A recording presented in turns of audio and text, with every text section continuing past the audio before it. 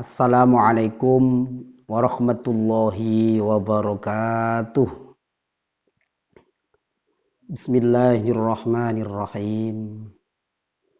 Alhamdulillahi rabbil alamin.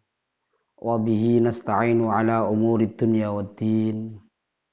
Salatu wassalamu ala asyrafil anbiya'i wal mursalin. Sayyidina wa maulana Muhammadi wa ala alihi wa sahbihi ajma'in. Qala rabbi shrah li sadri wa yassir li amri wahlul 'uqdatam min lisani yafqahu qawli. Yang saya hormati kepada segenap wali murid dimanapun berada,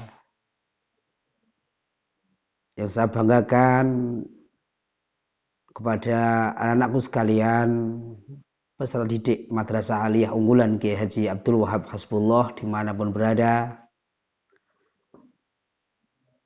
Alhamdulillah kita bisa melanjutkan pengajian ini. Mudah-mudahan pengajian pada kali ini senantiasa diberkahi oleh Allah Subhanahu wa taala dan senantiasa mendapat ridho dari Allah Subhanahu wa taala. Amin amin ya rabbal alamin. Anak-anakku sekalian, peserta didik MAUWH dimanapun berada, pada kesempatan ini saya akan menyampaikan tentang pengertian sabar. Namun sebelum pengertian sabar ini dan ruang lingkup pembahasan kali ini, terlebih dahulu saya akan membacakan wasiatnya Kanjeng Nabi Muhammad sallallahu alaihi wasallam kepada sahabat beliau sekaligus menantu beliau, yakni Sayyidina Ali karramallahu wajhah. Bismillahirrahmanirrahim. Ya Aliyu, walis saburi salasu alamatin. As-sabru ala ta'atillah, was-sabru ala al-musibah, was-sabru ala qada'illahi. Anak-anakku sekalian yang saya banggakan dimanapun berada, sabar memang sudah tidak asing, siapapun orang bisa mengatakan sabar. Tapi tidak semuanya orang bisa melaksanakan sabar. Baik anak SD, MI, MTS, aliyah, ataupun orang remaja, dewasa, mahasiswa, semuanya orang bisa berkata sabar. Tapi pada prakteknya, aplikasinya sulit sekali orang itu bisa melaksanakan kesabaran. Oleh karena itu dalam hal ini saya akan mentafsir, saya akan memperinci macam-macam kesabaran menurut wasiat dari Kanjeng Nabi Muhammad sallallahu alaihi wasallam yang baru saja saya bacakan tadi. Yang pertama adalah sabar ala ta'atillahi ta'ala.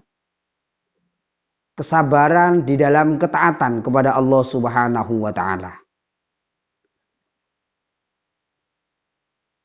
Kesabaran di dalam ketaatan kepada Allah Subhanahu wa taala ini meliputi dua aspek. Aspek ibadah yang mahdhah dan aspek ibadah yang ghairu mahdhah.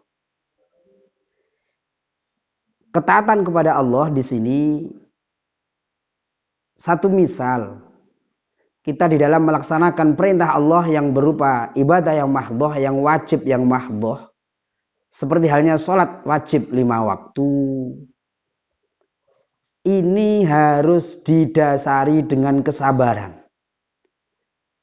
Tanpa kesabaran mustahil kita akan menjadi orang-orang yang ahli ibadah. Karena apa?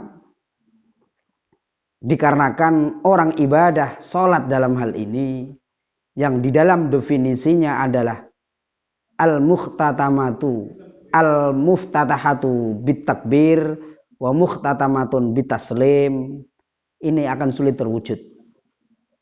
Mengapa? Karena di dalam sehari dan semalam kita diwajibkan oleh Allah salat 5 waktu. Ini kalau tidak didasari dengan kesabaran dan ketaatan kepada Allah Subhanahu wa taala, sulit akan terwujud. Maka langkah yang harus dilakukan adalah sabar di dalam ketaatan kita kepada Allah Subhanahu wa taala. Baik itu berupa salat 5 waktu yang wajib, baik ibadah puasa Ramadan lebih-lebih yang akan datang ini, atau pada saat ini mungkin Ramadan, kita akan melaksanakan puasa Ramadan pun kita harus sabar. Karena pelaksanaan ibadah puasa ini bagian daripada ketaatan kita. Karena ini adalah perintah dari Allah Subhanahu wa taala. Ini membutuhkan sebuah kesabaran.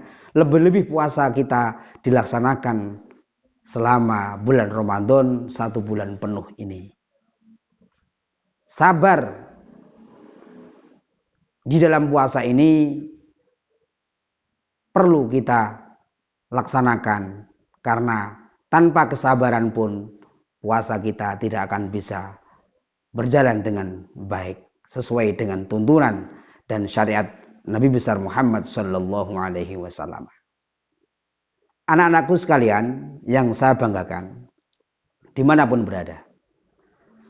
Yang kedua, sabar di dalam ketaatan kepada Allah, itu yang pertama. Yang kedua adalah sabar di dalam menjalani cobaan berupa musibah. Mengapa? Karena orang hidup itu tidak lepas dari yang bernama musibah. Baik musibah itu menimpa pribadi, baik itu musibah menimpa dalam keluarga, baik itu musibah yang menimpa di dalam masyarakat, lingkungan, bahkan mungkin bangsa Indonesia umumnya, ini harus senantiasa kita lakukan, harus kita terapkan, harus kita amalkan jiwa-jiwa kesabaran di dalam hati kita masing-masing. Sabar dalam hal ini musibah, mungkin bisa dicontohkan satu misal adalah kita mengalami musibah yang bernama kematian. Maka langkah yang terbaik tidak lain tidak bukan adalah sabar di dalam menerima musibah yang berupa kematian. Mengapa? Karena semua orang hidup akan mengalami yang bernama kematian. Anak-anakku sekalian yang saya banggakan. Yang ketiga, as-sabru was-sabru ala qada'illah. Sabar di dalam menerima ketentuan keputusan dari Allah Subhanahu wa taala. Apa itu keputusan Allah? Dan keputusan Allah di sini, sabar dalam keputusan Allah ini, baik itu keputusan yang enak, ketetapan yang enak maupun tidak enak.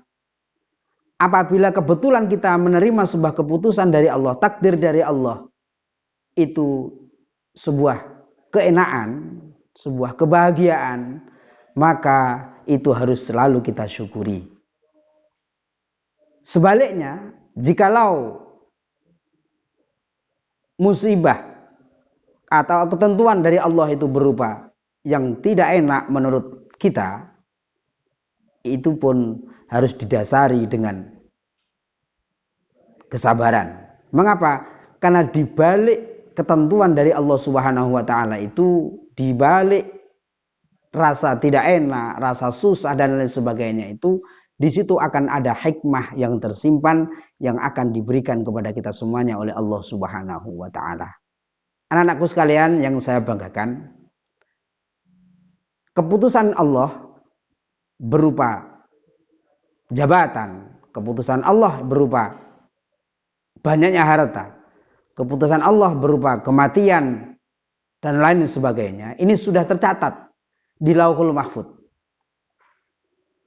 Apapun itu, Oleh karena itu, langkah terbaik di dalam